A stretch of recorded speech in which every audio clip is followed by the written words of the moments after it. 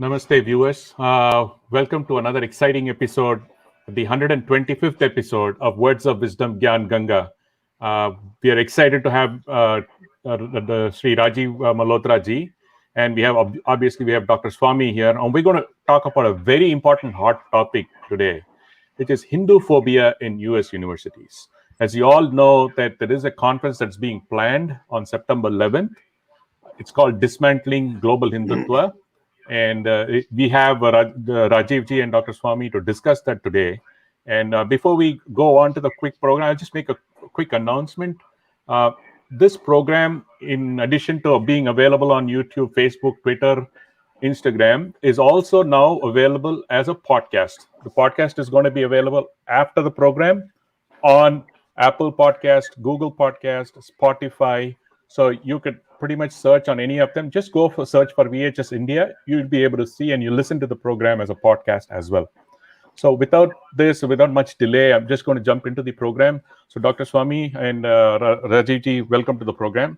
So we'll start with a quick introduction. As usual, the program format is that Dr. Swamy talks first, and then we have our guest who's going to take the lead and be the star of the show, and then there'll be a discussion. Over to you, Dr. Swamy. Thank you very much. It's for me a great pleasure that Rajiv Malhotra has agreed to come on our program, on the 125th program. Rajiv Malhotra is a pioneer. I am an eyewitness what the United States situation was. All the rubbish that used to be said against Hinduism, there was never a challenge. And the challenge I meant people who articulate and speak in the same idiom as them and defeat them in their own idiom. And the first person who emerged on the scene was Rajiv Malhotra and his huge book, which is now the bestseller for years and years. It's called Breaking India. And he spoke about all the conspiracies. And of course, since then, he has written a large number of books. I remember Swami Dayanand Saraswati asking me about him and said, how can I get to meet him? And ultimately, not only Dayanand Saraswati met him, but also his books, in large numbers, he distributed all over the country. So we have him today on a topic which has now become very crucial for all thinking Indians to know and analyze and take countermeasures. And that is the question of how to deal with Hindu phobia, which is developing in the West. What is Hindu phobia? And what is this conference that has been set up? Who has set up this conference? I don't know whether Rajiv Malhotra knows, but I certainly have searched and I found that the organizers' names don't appear anywhere. Only the participants' names appear. And second, they claimed a series of universities with their insignia as supporting them. And now, one by one, they're all disowning. We have nothing to do with that. These individuals are, doing it on their own. And such a discredited set of people, who are they and what are they trying to say? There are five issues that I'll say very briefly and then hand it over to Rajiv Malhotra, whom I know that the entire audience is looking forward to hearing him. He's now a cult figure, I might say, in India. Of course, in America, everybody knows him anyway. And people also find him a bit they get frightened of him. They don't want to be in any conference where he is. But in India, he's revered. He's considered a great pioneer. He's considered a great defender of Indian values. So I will pose 5 questions and then hand it over to him. And towards the end, of course, after he's finished speaking, we will have some questions for him from our panel.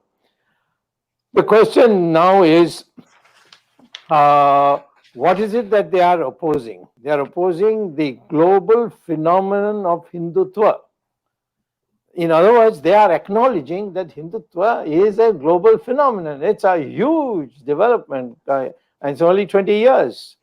They also said, secondly, that Hindutva is the most significant threat to Hinduism's pluralist ethos. It brings tears to my eyes.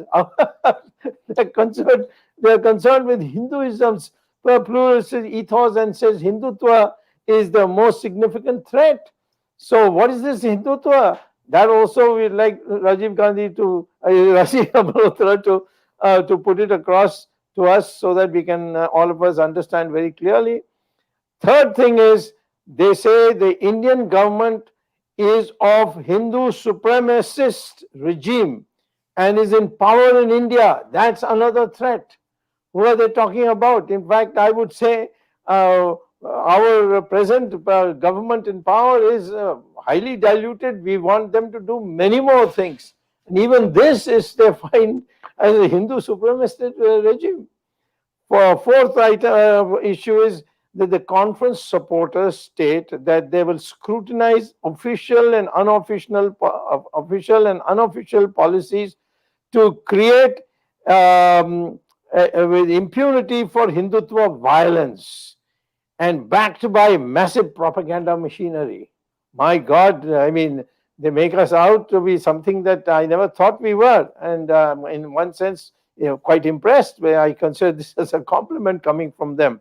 And finally, many universities have made it clear that they don't support this conference. So there's been a fraud committed on large number of people to attract them to come to the university, to the conference on the grounds that these universities were supporting.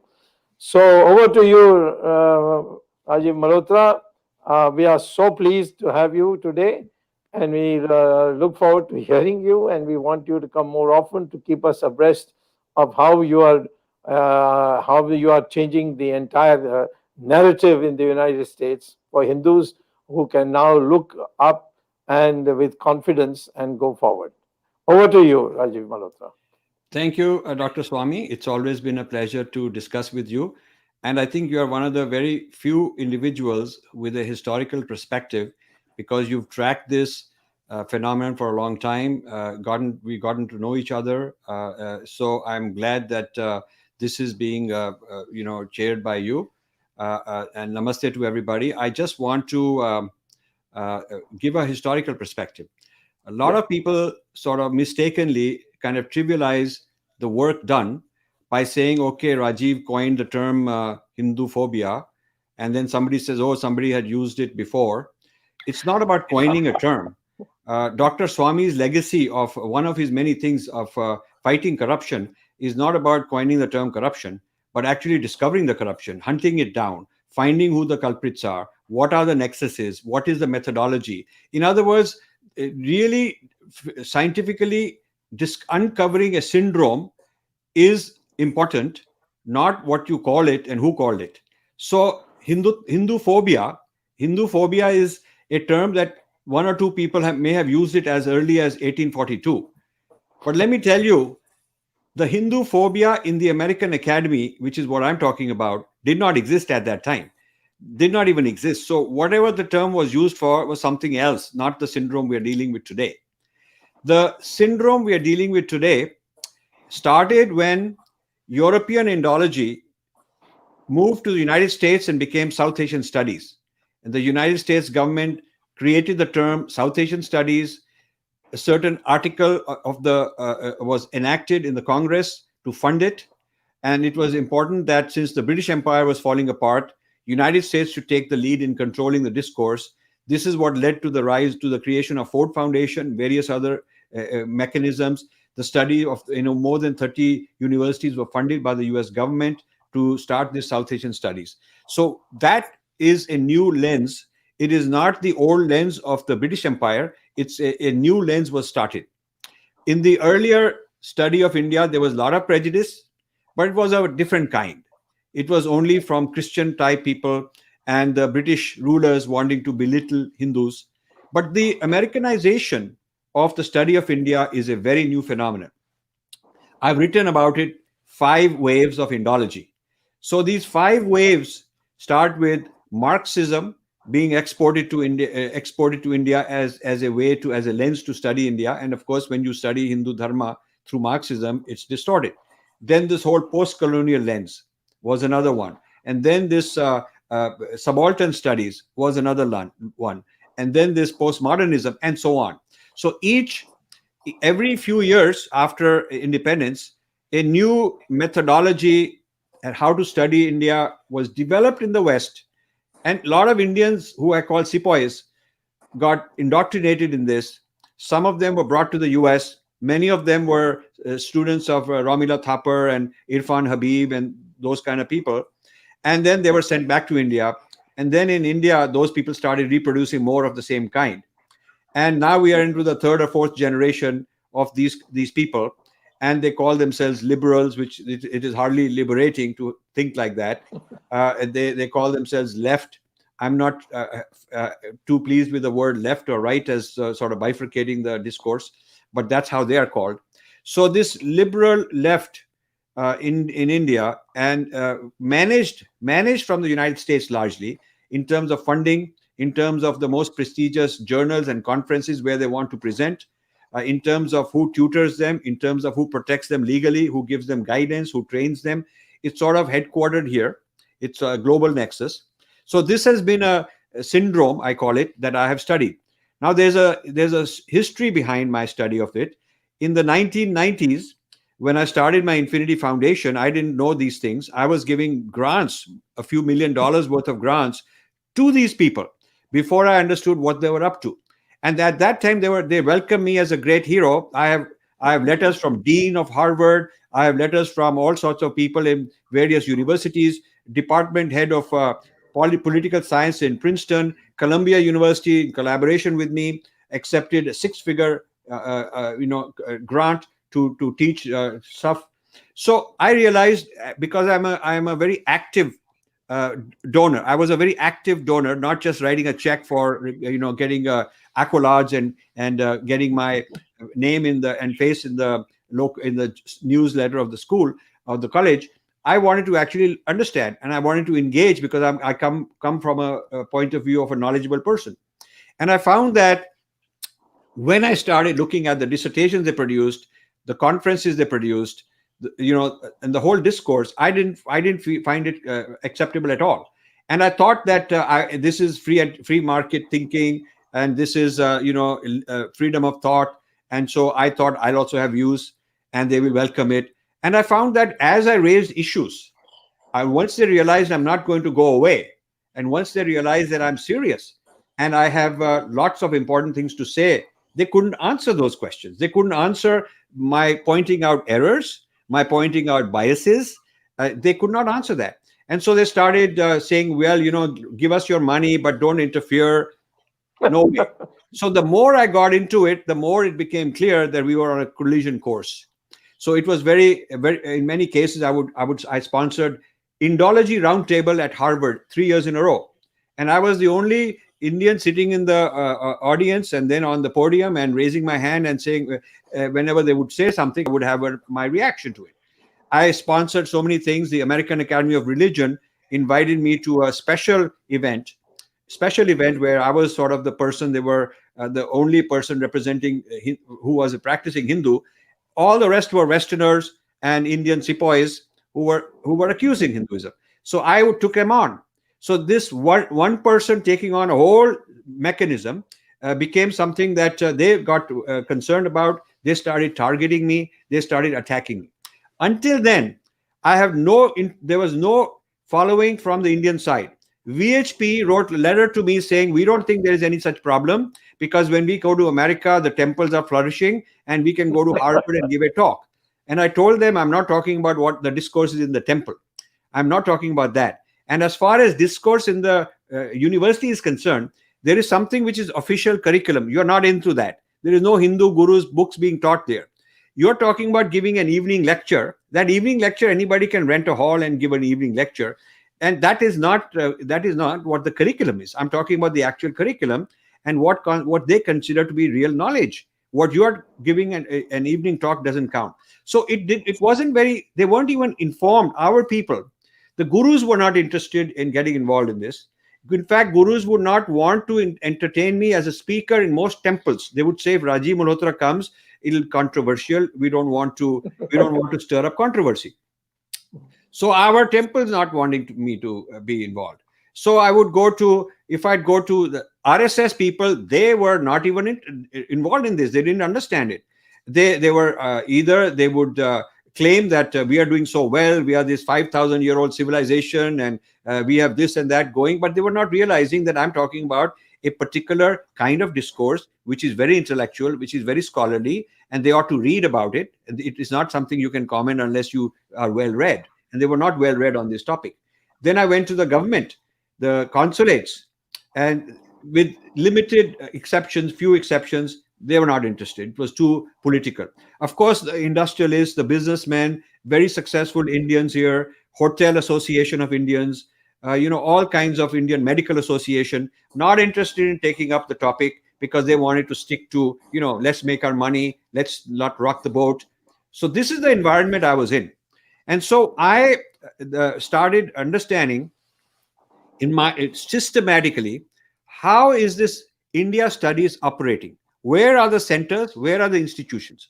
So I studied universities and looked at every dissertation coming out on Hinduism, whether it's religious studies or anthropology or social studies or history department or political science. I made a database of who's who in the study of India. And at that time, there were 2,000 people on different faculties, postdocs who were studying India. Then I found seminaries. One of the biggest seminaries in the world, Christian seminaries, is right here in Princeton. And I would go there whenever there was anything to do with India, culture, whatever. I would sit there and understand what are they up to. And I realized that they are systematically studying Hindu Dharma as something that they have to counter. Then I found that Islamic groups, this is long before 9/11. And after 9/11, they got even more emboldened. But Islamic groups were involved. Kashmir separatists, Khalistanis were involved. And, it was common to find an Indian diplomat or dignitary coming and addressing, one of these Ivy Leagues with great pomp and glory. And then there would be all these Khalistanis or Kashmir separatists, heckling from the back. And our people didn't know what's going on. They had no idea of this syndrome. Call it, if you want to understand a disease, you understand its mechanism, how it replicates, what is its raw material, which organs it works on, and so on. You have to understand the mechanisms of a disease. So I was, in a sense, studying that. I then after Bill Clinton introduced the Religious Freedom Act after 2000. And in the Religious Freedom Act, they said that there'll be an organization reporting to the White House and to the US Congress to monitor religious freedom all over the world, except United States. This is very interesting. And this is called the US Commission on International Religious Freedom, USCIRF. The very first meeting they had, I went there. There was only one other Indian, and we heard their hearing, and we raised our hands and objected and gave our feedback. And since then, for many years, for the first 10, 12 years, every single year when they would produce a report on the violations of religious freedom in different countries, I would take their South Asia report every year and give a rebuttal. And nobody would, from our side, would taking it seriously because nobody would work so hard. So this this USCIRF, I don't know if anyone else who tracks this has actually gone to them. I have gone to their headquarters in Washington, D.C. I've had meetings with the commissioners. The commissioners of this are government appointed. They're salaried government employees. Each of them has a budget for hiring, interns and hiring researchers and so on. I have met the young gentleman from Pakistan in charge of the South Asia report. A young gentleman from Pakistan in charge of writing the South Asia report. I have cross-examined these people and said, can I have who gave you all this data? When you are saying that this happened to Christians and this happened here and there, it's all one-sided. Where is this data? It's not any court verdict in India. Where is it from? And they told me that these sources we cannot disclose because they'll get attacked, and so they're secret. So I said that according to the U.S. law, if somebody is accused of a crime and you are accusing my whole tradition of a crime, then the defendant has a right to cross-examine the witnesses. The defendant has a right to cross-examine the evidence. So I want to cross-examine the evidence. And I want to cross-examine whoever the witnesses are that gave you all this. And if you can't do it because of secrecy and all that, you can you can hide their voice and you can hide their face, but I want to be able to cross-examine them. And they were very stunned that an ordinary Indian would come in to this major institution of the United States government in Washington, D.C., sit in front of these mighty commissioners in charge of that, and give them this kind of rip. And I gave them my PowerPoints, I gave them handouts. I said, here is my rebuttal to what you are doing. In fact, I pointed out that in their report that year, they had misquoted the Constitution of India. They said that according to the Constitution is this, that, but that was not even so. I told them what the truth was. You see, the problem is so blatant that nobody from our side doing a point-by-point rebuttal to this whole Hindu phobia. So it's not, my friends, it is not about coining a term. You got to roll up your sleeves, go out and do all this hard work for 20, 30 years. You got to know the enemy very close. You get close to your friends, even closer to your enemies. And that's how you get to know them. So I funded Harvard. I funded Michael Witzel. I funded all those guys for a long time. And then I was privy to what's going on. I was privy to their meetings, how they give, how the whole politics inside the academy works. And I know that very well. So then I started looking at think tanks, American think tanks, and how they feed policymakers in the South Asia desk in Washington in the State Department. So I got to know those people. I visited the State Department. So I have physically gone and interacted in person and by emails and by phones with all sorts of institutions that are involved in this syndrome. And I don't know if anybody who's done that. So if it's not a matter of, who coined the word, I mean, that's a real insult to a serious researcher, because a serious researcher has a lot of work to do in gathering this data, connecting the dots, figuring out what's my counter thesis to it, finding resources from my tradition to counter them, going there, presenting them, even if I'm the only guy in the room. So then I discovered that there were these George Soros type people. That's another kind of institution. That's kind of a shadow institution, because they're not very very open about it. But now it's not just George Soros, and he's not the worst guy. Now there's about a dozen others, and I'm writing about them in a forthcoming book. Media all over the place involved in this very Islamic left-wing alliance being nurtured. And then with the rise of BJP, it took another wave of another kind of lens, where they started saying that anybody like me who happens to be talking like this must be a RSS or a BJP man, not realizing that I started this long before BJP guys knew about this problem, or RSS guys, long before they even cared about it, because they were just busy in their own world. And they jumped on the bandwagon only in recent times, because I was getting traction. And how did Indians and Hindus start discovering me? They started discovering me when the Westerners attacked me. When the Wendy Donigers of the world sent a whole lot of people to attack me, then it became, wow, he's taken seriously. He must be doing something that they don't like. So that's kind of the history of this. And there are two books. First, I started writing on Sulekha, which was around 2000, late 90s and 2000. Then I started writing in other places. And then these articles were summarized in a book called Invading the Sacred. Invading the Sacred came out in 2005. And this book came out because Martha Nussbaum wrote a book, she's a very big shot feminist in Chicago. And, you search Martha Nussbaum, she's a who's who all over the place.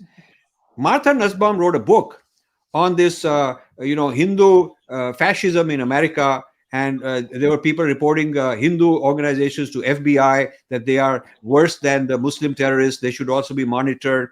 Dinah Eck went to American Academy of Religion. She was head of Hinduism in Harvard. And she also said that, we are more monitoring Islamic terrorism. Why is nobody monitoring Hindu terror groups in America? All of that she did. So when Martha Nussbaum wrote her book on this subject, she devoted a chapter to me. I mean, I felt, my God, this is interesting. I'm worth a whole chapter as a target. So, none of those other people who are now big shots, who are claiming to be, they have their own channels and talking about they are the champions, fighting Hindu phobia. There are people in the US, there are people in India. It's easy to cut and paste, copy paste what has been written here. A whole vocabulary was introduced here, popularized and explained in detail.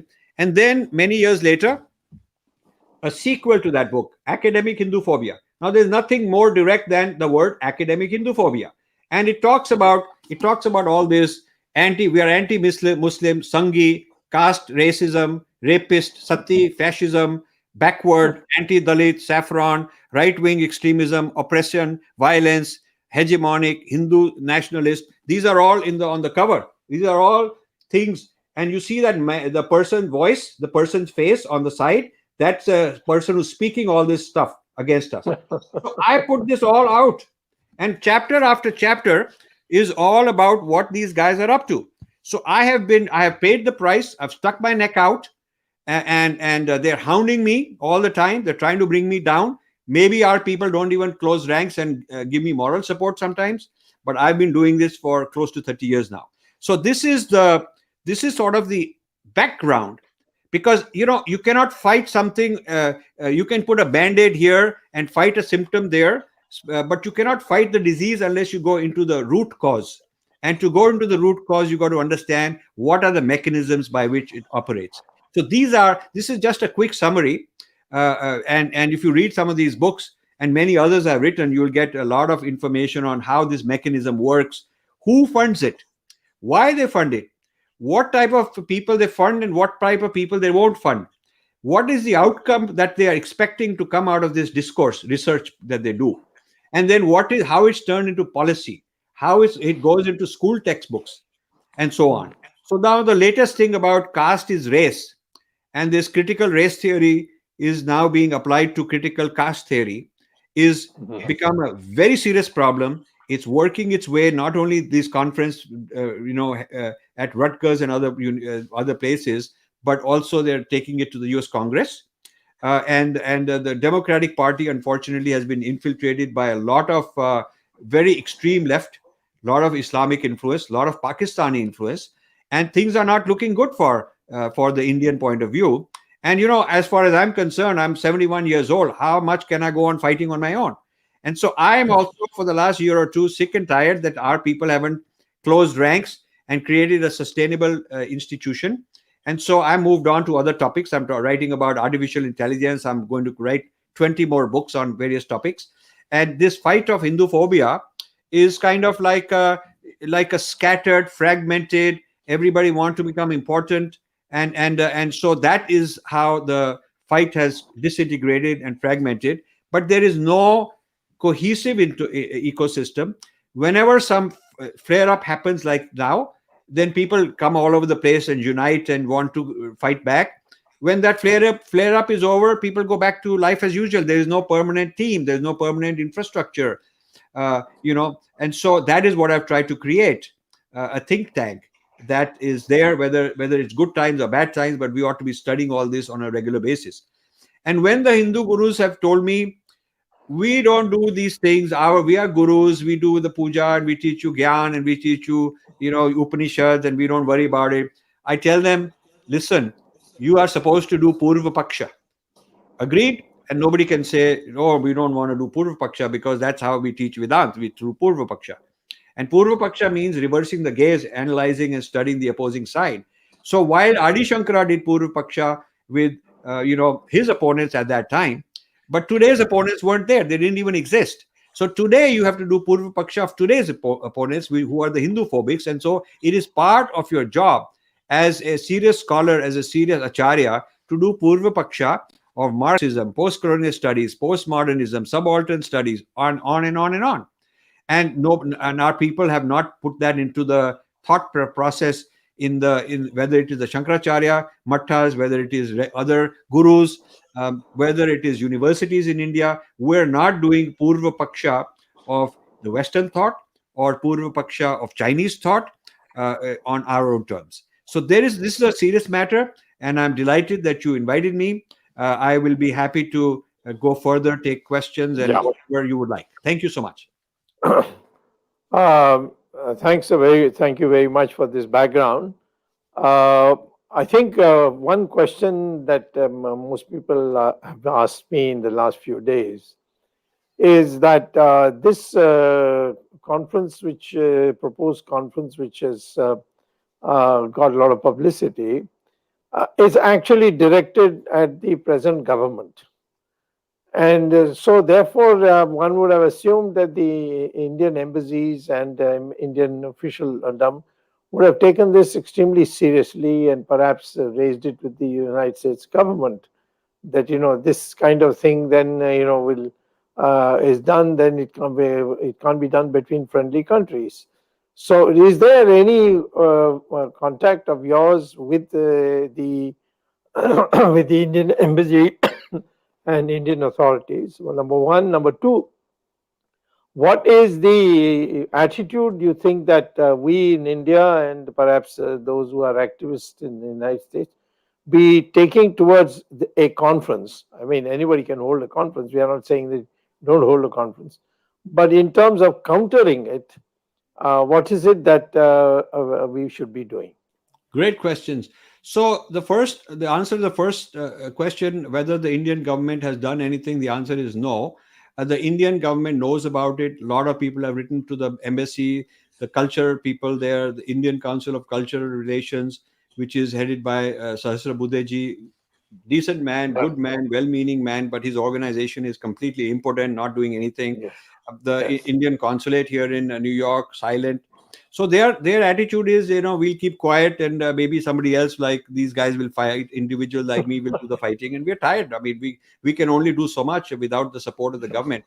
They're attacking RSS, and the Yes. RSS leaders should issue a statement. The RSS leaders should come on, or should demand time on American media to defend themselves. It should not be some low-level guys in their personal capacity. There are a lot of good people in their personal capacity trying to do the best. But as an institution, if they are being attacked and named, then they have to have an institutional representation to counter it. Whether it is legal, because there is defamation, whether it is public relations, whatever it is, I see zero representation from the RSS people. I also see gurus.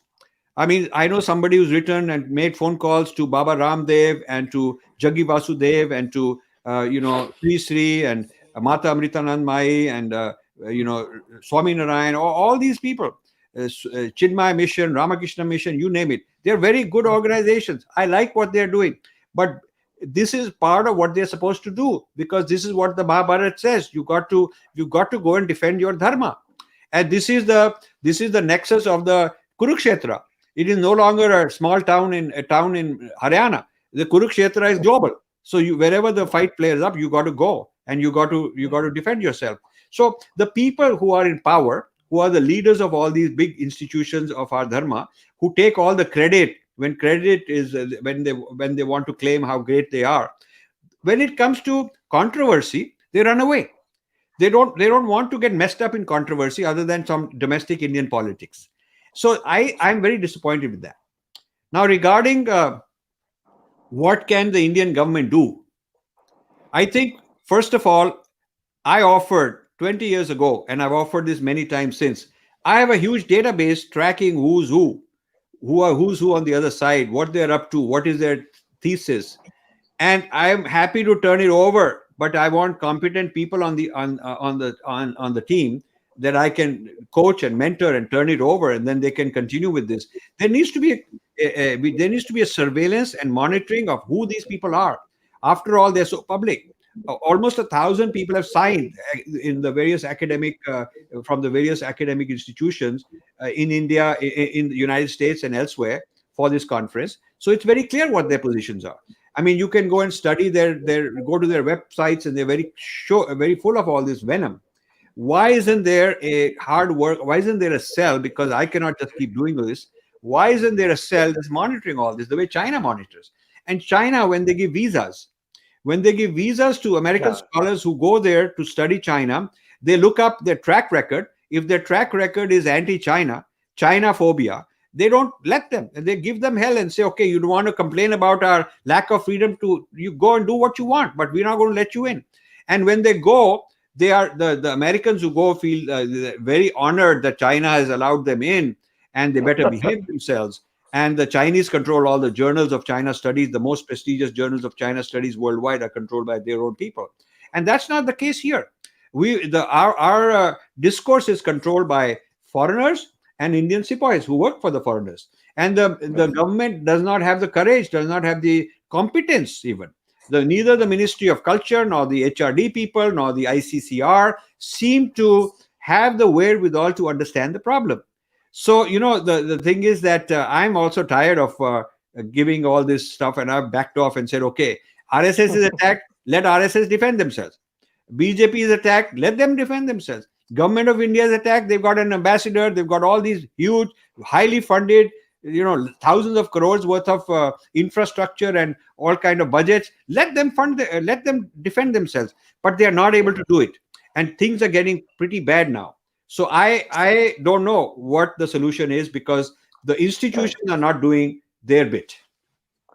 Now, you see, just taking that forward, when Narendra Modi was the Chief Minister of Gujarat, there was nothing in terms of conviction or any other. There were allegations about the Gujarat riots and Narendra Modi's involvement, but there was nothing by way of the Congress party, which was in power in the center, which even made him prima facie, like, for instance, I've got Sonia Gandhi on the National Herald on bail. Nothing of that kind. He was absolutely squeaky clean as far as the law was concerned. Yet, the United States government, on a recommendation of this religious institution that you mentioned, had cancelled his visa. Now, there are these people who are really terrible. Diana Ek is an example. There are others also. There's one, this lady who's seems to be masterminding it from Rutgers University. All these people, don't you think that a list of such people who have, shall I say, vulgarized the Hindu religion should be also subject to the same kind of treatment which the Americans give to Indians on much less ground? I mean, what they did to Narendra Modi is an example. So these scholars also, they shouldn't be allowed to come to India on a visa, or they should come and they should be followed around, or some restrictive way, some way to know that you are not welcome. Do you think that kind of thing needs to be done? Sure. I mean, there has to be a quid pro quo. I believe in free speech. I don't want any restrictions. But one way you improve the flow of knowledge is that those who are blocking have to be blocked. If you block the blockers, if you censor the censors, okay, if they are initiating this one-sidedness and you call their bluff, we would not be blocking free speech. We would be actually enhancing free speech by pointing out their hypocrisy. Now, Dr. Swamy, you were teaching in Harvard, and then they suddenly decided not to allow you anymore. Your course was scheduled. It was there official for many, many years. Suddenly it was decided to cancel because some people raised a complaint that you had made a statement regarding some Muslim issue in India long ago, and that had no relevance to economics, which is what you're teaching. And in any case, academic freedom, which is being given to Audrey Truskay and all these other people, you also are entitled to your academic freedom, and that was denied.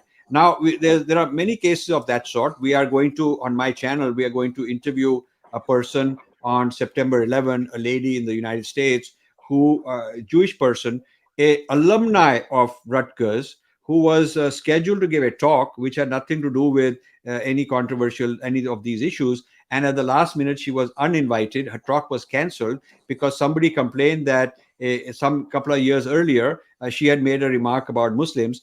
And that talk of hers was not even recorded, so they didn't even have any evidence to that effect. They kind of fabricated, exaggerated, and she was uninvited. So I took her statement and sent it to the president of Rutgers, Professor Holloway. And I had several conversations, exchanged many emails with him. And, their attitude is like, oh, okay, we are withdrawing. The response was, we are withdrawing our name. We are telling them not to use our name, but, we cannot stop them to do what they want to. But in the case of this lady, she was removed. So there are many examples in the US academia of bigotry where the people who criticize and oppose the established prevailing what I call peer review cartel. I wrote this article many years ago. The peer review cartel, this business that everything must be peer reviewed. But who are the peers? Some people get to decide that I appoint you and you appoint me, and I'll appoint Ramesh, and you appoint one of my guys, and that's the peer group. It's that kind of a incestuous peer cartel that is the gatekeeper. And this type of a systematic study which I did, I published a lot on this, needs to come out. More people need to read these kind of things. So rather than rediscovering slowly, a huge mountain of work has existed, but our people are not reading. Government is not taking action. Government has got strength, and government has got power, and there is precedence from all over the world. Russia won't allow this. China won't allow this. Many countries won't allow this sort of nonsense. India is sort of open territory. Anybody can come and create mischief. Yeah.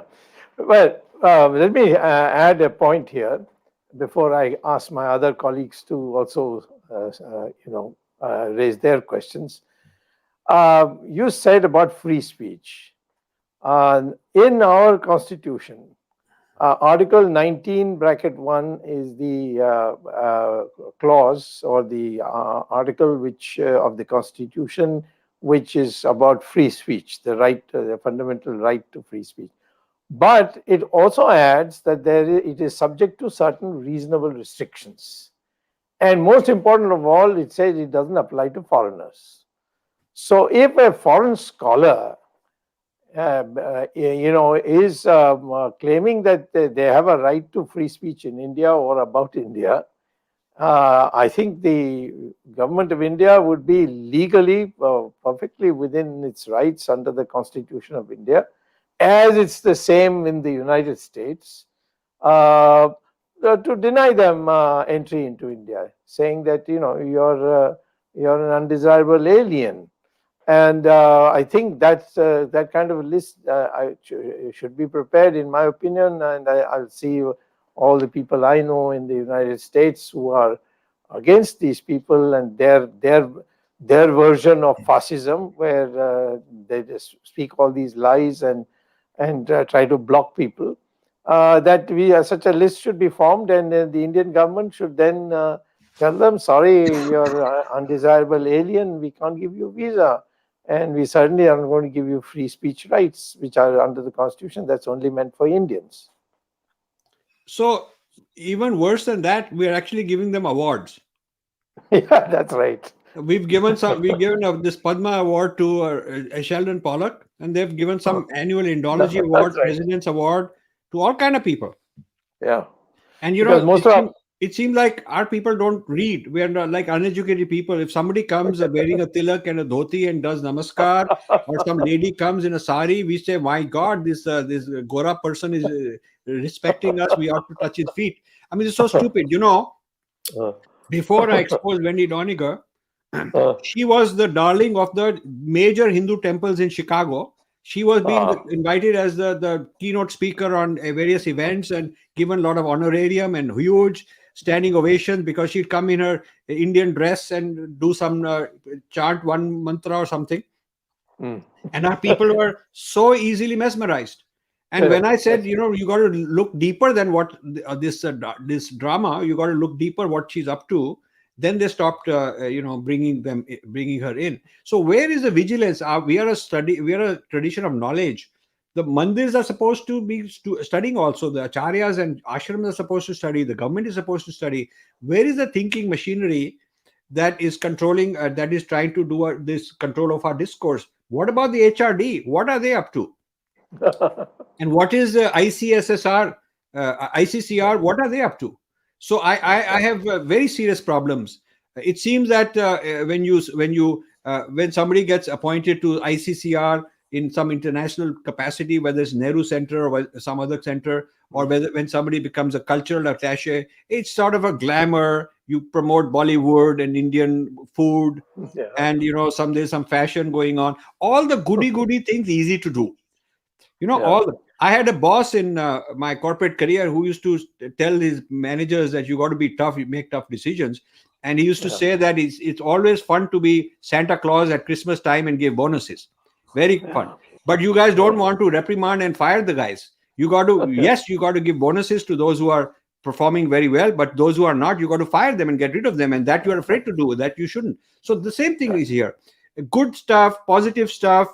Everybody want to come out and be the big, shot and be seen as a very positive person promoting Indian culture. But what about fighting the abuse? That is part of the territory. Right. Well, I'm happy that Jagdish Shetty has also come back. First, I start with Ramesh. Do you want to go raise any questions? Yeah, thank you. Thank you, Rajiv ji, for that excellent speech. Because based on the responses that we are seeing from the viewers, it's been received very well. Rajiv ji, again, you have done an enormous amount of work in telling what the true Hindu history is. I mean, you've done so much of research in so many years. And Dr. Swamy had said earlier that we should actually rewrite our history books. Unfortunately, nothing is done, because what really hurts me or pains me is the amount of work that you've done is really not getting translated. And I understand even that it does frustrate you, because it is there for the taking. You've offered it, and still the HRD or the Indian government has not taken up and corrected first the history. See, the thing is, yes, the current crop is not going to do what you're saying, absolutely. At least the future generation should do. So, Dr. Swamy, what can we do to push this? Because the future generation should not consistently think that we are inferior. I mean, I can tell you, even as Rajivji clearly said, Hindus feel inferior here themselves. They're not proud to say that I'm a Hindu. Okay, what if I say that I'm a Hindu, am I being aggressive? That thought process is, being fed into this. And that's why, as Rajivji said, when Wendy comes, we see somebody else, Agora coming in, see, they have adopted our thing, but they don't adopt the same courage to say, okay, we have to stand for ourselves. So the first thing, do you think that the government should do something there? Rajiv will answer this, but let me just put in two words, edgewise, so to speak. I had said at the very beginning, when our government was formed in 2014, that create a textbook committee and make Rajiv the chairman of that. And it did go up the ladder to be considered. And somewhere people said, we have been in this for such a long time, we have been forgotten, and so on. And the whole thing got scuttled. Now, I would say about India, change does come, but it requires a lot of patience. And I think, it's not fair on Rajiv Malhotra to do it. It's for us to do it. And we are at it. And I'm 100% certain that this change, which has already come to this extent, that today there are people who used to despise the name Hindu are openly in the opposition saying, we are also Hindus, but not the kind of Hindus that RSS is or BJP is. I mean, this kind of differentiation has come. People go to Hindu festivals now, which they're amongst the politicians who never did when they were so-called secular. And secularism is not now something that is tom-tommed anymore. So I think let's not be completely disappointed. Yes, we are disappointed that nothing much has happened. But I know that in this country, you keep pushing, ultimately it does happen. And so I would like to, end it in an optimistic way. Of course, Rajiv can tell us exactly how he would like to see these changes being made. And then we'll ask Jagdish to, raise his questions and then take it from there. So, my concern is that the discourse is now being used, whatever the discourse is, all its biases, the discourse is being used to train algorithms, because an algorithm has to be trained the way you train a child. When you educate a child, if you send him to a madrasa, the child will turn out one way. If you send him to a Catholic convent, he'll turn out another way. If you send him to a Maoist training camp, another way. If you send him to a Hindu pathshala, he'll turn out another way. So it depends on what kind of education the child is given. The same way the texts, the discourses fed into the machine learning for training the algorithms are actually very instrumental in deciding what the algorithms will do. So all of the social media is driven by algorithms, and the algorithms are driven by machine learning, and the machine learning is driven by various texts that are being used for training. And I see what they are. So, for example, Wikipedia is being used. For example, the whole university's American Ivy League output on humanities and social sciences is being scanned. It is being fed to the machine learning systems, and that's being used to train algorithms. So what I fear is that artificial intelligence is becoming a force multiplier against us, because artificial intelligence magnifies and amplifies the biases already there. So previously you needed human beings sitting around and biasing this and censoring that. Now, what's happening is your messages, how much you'll get a boost, who will get a boost, who will be blocked, who will be shadow banned on various kinds of media, whether it is audio, whether it is video, whether it is text. All this is algorithm driven, and we are not the ones who control the algorithms. They are not belonging to us. Those algorithms belong to the tech giants who are mostly in the United States, and many of them in China. The Chinese ones, we've sort of tried to get rid of them with some success, not completely. So I fear that this age of artificial intelligence driven discourse is going to become worse, and I've called this Breaking India 2.0. And I feel that the Breaking India is going to become more intense. So now they're watching through facial recognition, being fed into all the video cameras out there. They're watching who's who, where there's a farmer revolt, which are the farmers on this side or that side, who's talking to whom, who can be mobilized. So when there are riots, there is a role of social media as a vehicle. There is a role of social media. But remember that it is all very selective.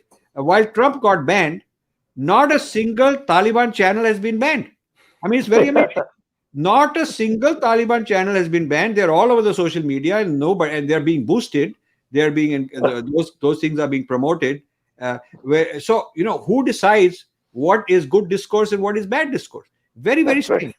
So this is a serious problem. It's a technological problem which is going to make things worse, and India is not in the driver's seat, because we are exporting technology manpower, but we don't own the intellectual property. So that's my prognosis, why I think I'm predicting, and nobody wants to hear this, that by the year 2030, by the end of this decade, India's sovereignty will be at serious risk from a combination of external threats, this whole China, Pakistan, Afghanistan kind of thing, and internal Breaking India Forces 2.0. Because we are not in control. We haven't even understood and diagnosed the problem. Niti Aayog don't want to hear me because I keep telling them all this. I'll tell you the silver lining is the military people in India really get it. It's the military people that I've given many workshops, private or off-camera workshops, and also some public discussions. They really understand the threats we are facing, both the Breaking India internal threats with all this social media manipulation, and the external threats from various enemies. The military understands it, and they want to know more about it, and they want to do something about it. But I don't see the rest of society really current with the state of the art. Rajiv, a follow-up question. It's a brilliant thing, because feeding the AI engine the content, and it's just going to make assumptions because what you feel the algorithm is.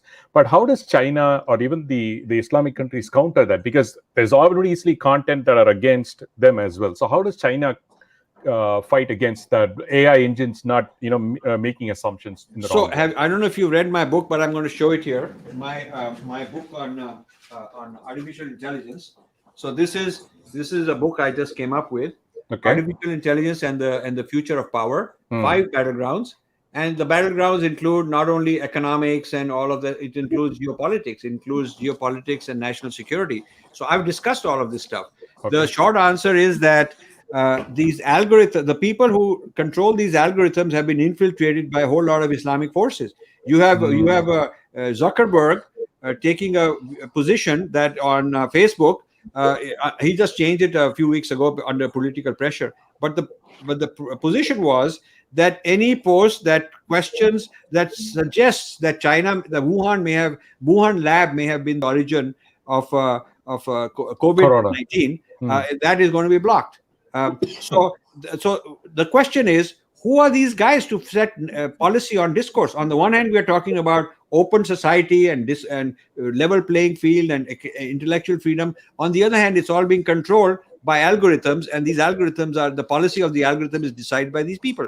So China has got its own social media power, because they have algorithms and they have platforms. Maybe India doesn't allow them, but Chinese platforms are very big in the rest of the world. I mean, it's not just TikTok, these kind of things, but huge amount of platforms of China are multi-billion-dollar. Some companies of China worth hundreds of billions of dollars in this business are all over the world, and India doesn't have its footprint in this particular space. So we are behind. Jagdish?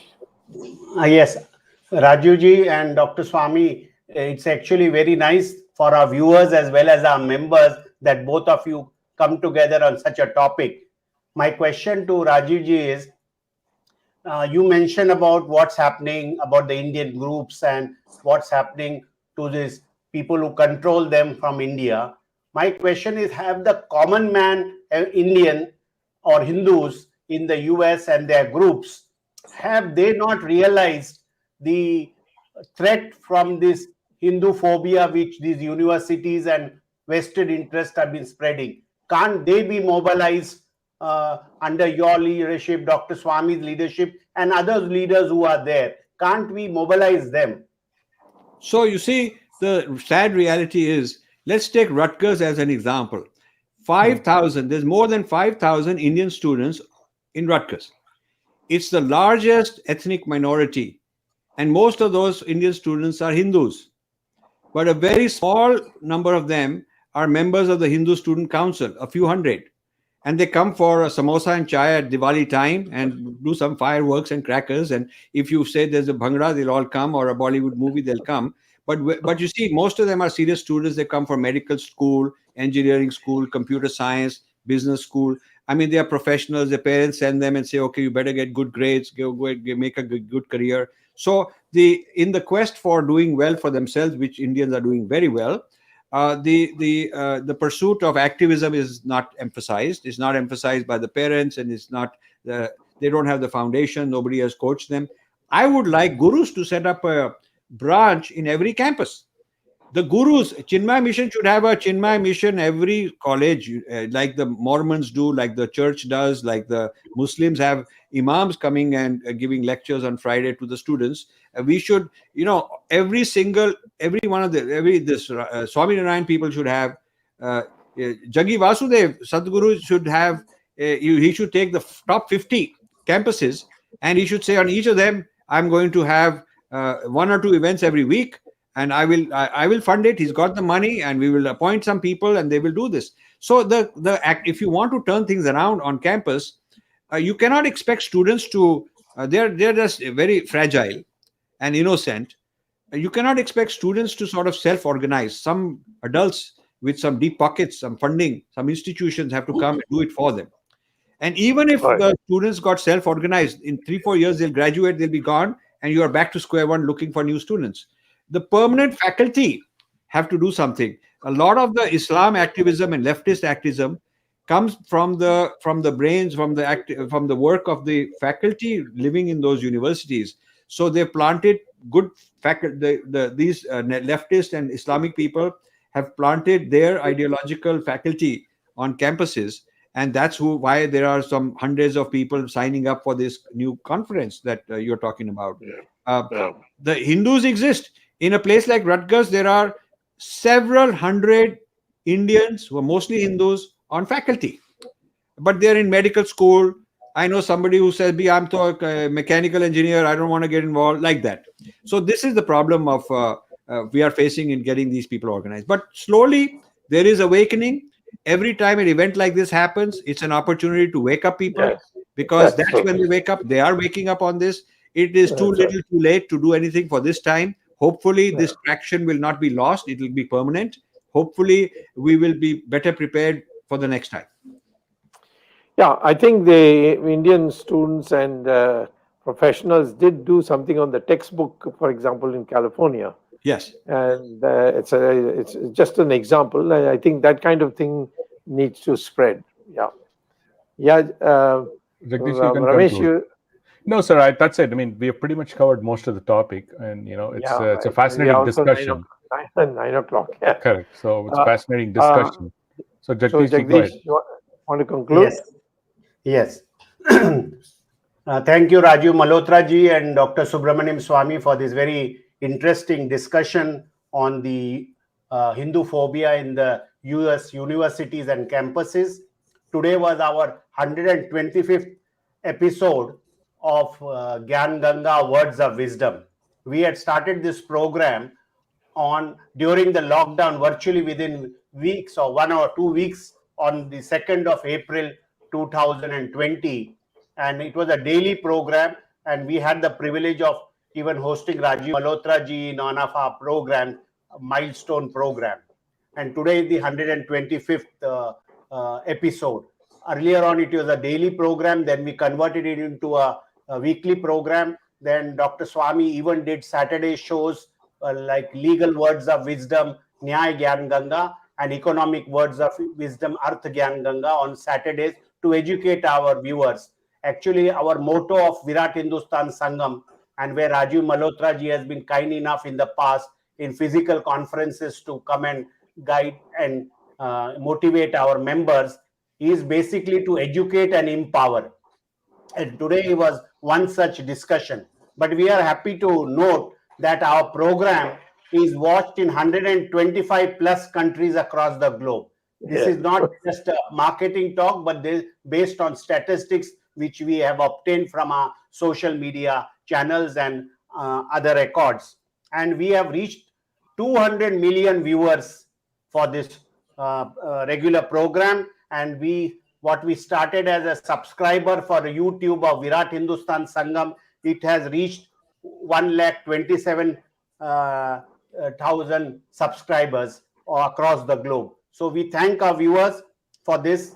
I have to also thank my today's co-host Ramesh Swamy for his constant support for putting this program together, and our technical team led by Ashish Shetty, Tejas Navalgul, Gadgi Rakesh, Ishwar Iyer, Swaminathan, Vishal Mehta, and this time our Srikant Patil from Thane also helped us in our publicity and our various language thing. So it's always a pleasure to host Rajiv Malhotra ji, and I wish and hope in future Dr. Swamy and Rajiv ji do many programs on this type of issues, and also guide our members and audience across the globe on this important development.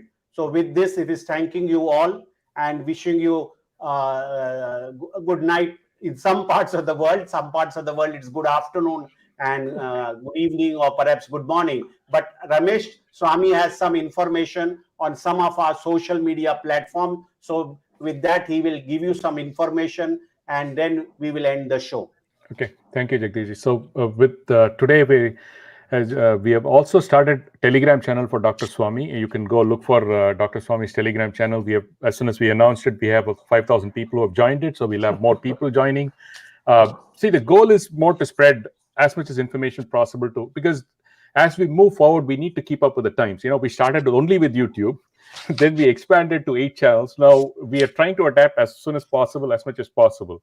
As we say, the key point is when Dr. Swamy and people like Rajiv ji who have spent so much of time before, when they come to the program, please don't think that they're just coming here and saying things. Okay, Rajiv ji is preparing for 3-4 days. Dr. Swamy sits down and prepares all these programs. So please try to take this spread with everybody, because what we are sharing here is very crucial, and it is important that you share, spread, and make sure everybody is aware. I mean, Rajiv ji has written enormous amount of books. Please share them. You can see them on Amazon. Dr. Swamy has written books extensively on these subjects. It's very important that the viewers learn from such stalwarts and see what we could do best to, it's our future, right? I mean, they have done enough amount of foundation and work for us. We have to take this forward. So that's very important that I just wanted to share. Again, as I said, podcast, as I said earlier, you as soon as this program's over, we upload it on Apple, Google, and Spotify podcast. You can listen to it later as well. Jagdish, we can conclude after this. Okay. Thank you, viewers. Thank you for joining. Thank you, and Thank Dhanyavad. You.